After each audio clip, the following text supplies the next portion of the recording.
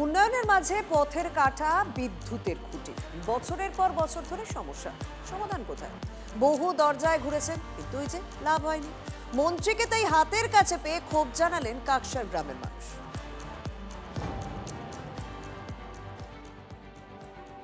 পাকা রাস্তার ঠিক মাঝখানে দাঁড়িয়ে ইলেকট্রিক পোল, যার জেরে ঢুকতে পারে না কোনো 4 চাকা গাড়ি, এমনকি অ্যাম্বুলেন্সও। রাত বাড়লে পরিস্থিতি আরও দুর্বিষহ। কেউ অসুস্থ হলেই ভয় বাড়ে।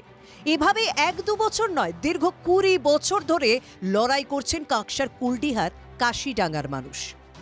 যাওয়া আসার অসুবিধা হয়ে যাচ্ছে, গাড়ি ঘোড়া যেতে পারছে না। কি আছে ওখানে রাস্তায় মাঝে? পোলটা আছে।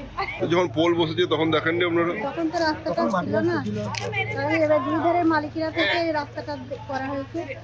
এই রাস্তার মাঝখানে বলে, তারপরে ঢালাই হওয়ার পরে এই রাস্তার মাঝখানে পোলটা বলে। এলাকাবাসীর দাবি, বিদ্যুৎ দপ্তরে জানিয়ে কোনো লাভ হয়নি। অগত্যা এবার সমাধানের আশায় মহিলারা ছুটলেন এলাকার বিধায়ক তথা রাজ্যের মন্ত্রী প্রদীপ মজুমদারের কাছে।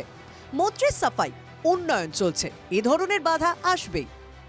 উন্নয়ন করতে গেলে তো আগের থেকে সংকীর্ণ রাস্তা থেকে রাস্তা প্রশস্ত হবে, সেখানে এই ধরনের ঘটনা ঘটবে। আজকে জানতে পেরেছি, আমরা চেষ্টা করব। দ্রুত সমস্যার সমাধান না হলে আন্দোলনে নামার হুঁশিয়ারি বিজেপির।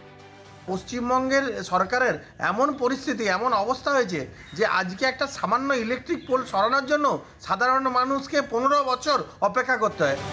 20 বছর কেটে গিয়েছে, কাঁটা সরিয়ে আর কবে মসৃণ হবে রাস্তা? অনন্ত অপেক্ষায় কাকসার কাশিডাঙ্গার বাসিন্দারা। জয়ন্ত বিশ্বাসের রিপোর্ট, TV9 বাংলা।